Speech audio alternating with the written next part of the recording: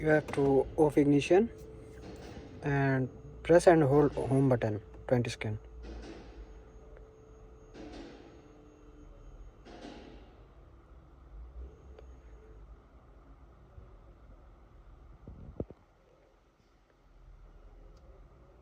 Then remove this home button and press OK button.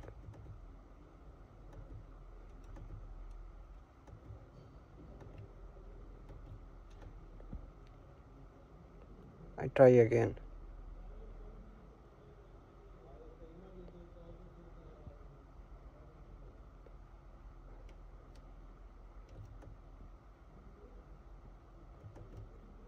See, there is coming workshop data, vehicle data. You have to on again ignition, then press OK.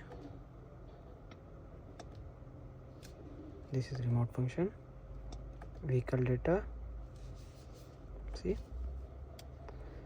then you have to come scroll down, ASSYST PLUS, service data, full service, press 1, this service 4,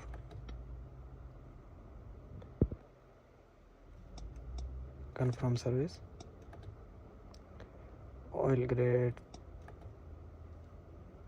and yes, confirm. See, it is complete service.